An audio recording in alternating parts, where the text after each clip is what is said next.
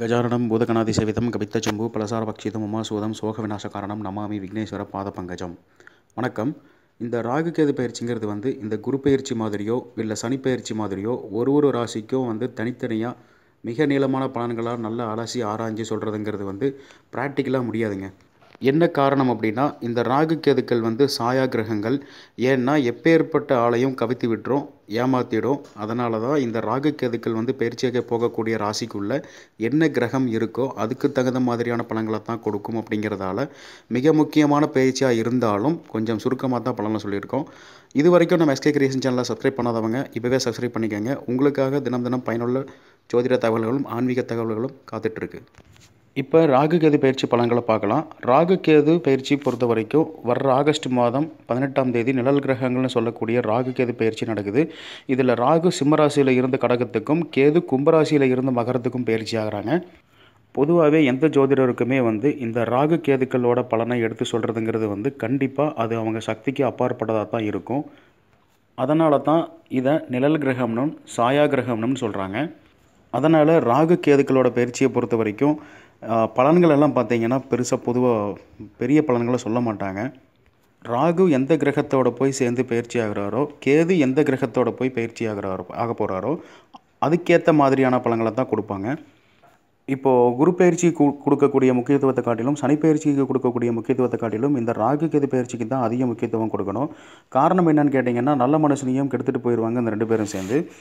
அதனால தான் எனக்கு தெரிஞ்ச மாதிரி ஓரளவுக்கு கணக்கு போட்டு ஒவ்வொரு ராசிக்கும் மேஷம் முதல் மீனம் வரை பொதுவான பலன்களை சொல்லியிருக்கேன்.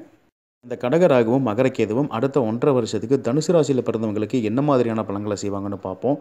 காலபுருஷ தத்துவத்துக்கு 9வது ராசியாக வருதுங்கிறது இந்த தனுசு ராசி சொல்லுவாங்க. இந்த தனுசு ராசியை பொறுத்த வரைக்கும் இதுவரைக்கும் 9ஆம் இடத்துல இருந்த ராகு இப்போ 8ஆம் இடத்துக்கும், 3ஆம் இடத்துல இருந்த கேது இப்போ 2ஆம் இடத்துக்கும் பயிற்சி ஆகிறாங்க.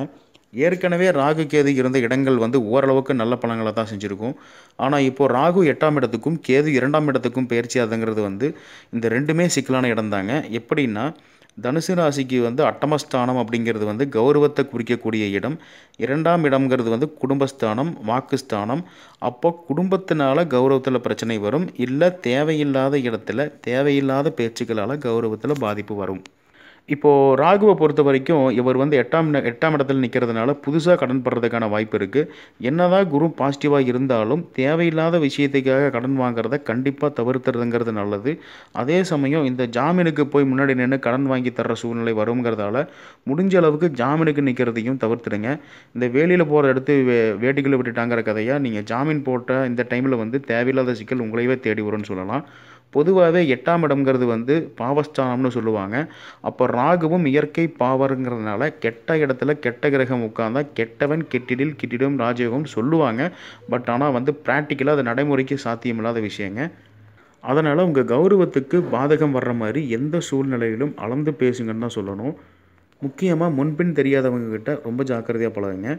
2ஆம் இடத்துல கேது நிற்கிறதால குடும்ப செலவுகள் அதிகரிக்கும். பயப்படாதீங்க, எல்லாமே சுப செலவுகளாக தான் இருக்கும். ஒரு சிலருக்கு கண் சம்மந்தமான மருத்துவ செலவுகள் வரும். மற்றபடி ஆரோக்கியத்துக்கு கொஞ்சம் எக்ஸ்ட்ரா கேர் எடுத்துக்கிறது நல்லது. பத்தாக்குறைக்கு 7.5 சனி தொடர்வதால் முடிஞ்ச அளவுக்கு பிஸ்னஸில் இறங்குறவங்களாக இருந்தாங்கன்னா பெரிய முதலீடு போடுறதை தவிர்த்துறதும் நல்லது. அதே சமயம் குழந்தைகளோட படிப்பு செலவு கண்டிப்பாக கூடுறதுக்கான அமைப்பு நிறையவே இருக்கிறதால செவ்வாய்க்கிழமை அன்னைக்கு பிள்ளையாரையும் ராகு காலத்தில் துர்க்கையும் எலுமிச்சை விளக்கு போட்டு வர்றது நல்ல வழியை காட்டும். மற்றபடி இந்த ராகு கேது பயிற்சி தனுசு ராசியை பொறுத்த வரைக்கும் நன்மையே செய்யலாலும் பாதிக்காதுன்னு சொல்லலாம். இந்த ராகு கேது பயிற்சியை பொறுத்த வரைக்கும் இந்த 2 கிரகங்களும் எந்த கிரகத்தோட போய் பயிற்சி ஆகுதோ அதுக்கு தகுந்த மாதிரி பலன்களை தான் செய்யுங்கிறதுனால இப்போ சொன்னது எல்லாமே பொது பலன் தாங்க. அவங்கவுங்க சுய ஜாதகத்துக்கு தகுந்த மாதிரி பலன்கள் மாறுபடும். நம்ம சேனல் பிடிச்சிருந்தால் லைக் பண்ணுங்கள், ஷேர் பண்ணுங்கள், கமெண்ட் பண்ணுங்கள். மறக்காமல் இந்த சேனலை சப்ஸ்கிரைப் பண்ணுங்கள். நன்றி.